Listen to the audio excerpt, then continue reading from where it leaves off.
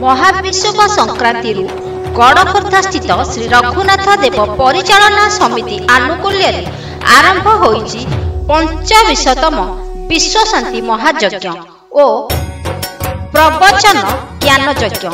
प्रत्येक दिन गोपूजा, सूर्य पूजा, घृत यज्ञ, अन्न यज्ञ, नाम यज्ञ, सत्संग एवं ज्ञान यज्ञ और भजन संध्या चलीथिला।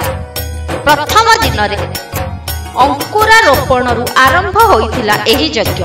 द्वितीय दिन रे जल यात्रा, नगर भ्रमण, ध्वजा उत्तोलन, श्री विग्रह पूजा होई नाम यज्ञकाश्य होइथिला। वक्ता भावे मिनिटी स्वाई, पंडित बैद्यनाथ मिश्र, पंडित नारायण चंद्र दास प्रमुख जोग देई श्री रामक जीवनी वर्णना करथिले। प्रभु श्री राम हेउछंती मानवीय जीवन मूल्यर आधार। कोटि कोटि हिंदू आस्था और विश्वासर केन्द्रबिंदु। निजर दायित्व कर्तव्य सुचारू रूपे पालन कले आदर्श समाज गठन होई परिबो बोली कहिथिले।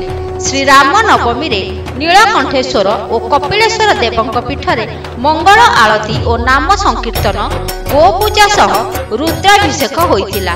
एथि सहित ग्राम देवतींक पीठरे चंडी पाठ एवं श्री रघुनाथ देवंक स्वतंत्र पूजा विधि करा जाइथिला। एही यज्ञ कार्यक्रम रे ग्राम पुरोधा अनादि चरण पंडा, व्यास भावे पंडित भवानी शंकर मिश्र, आचार्य पंडित रमेश चंद्र कर, प्रचारक पंडित प्रसन्न कुमार रथ, उप प्रचारक भावे पंडित आलोक कुमार पाटजोशी, पंडित विकास चंद्र मिश्र और पंडित दुर्गा प्रसाद दास अभिषेक दायित्व थिला। नाम यज्ञ और ज्ञान यज्ञ ने गड़खोर्धारे एक आध्यात्मिक परिवेश सृष्टि होइथिला।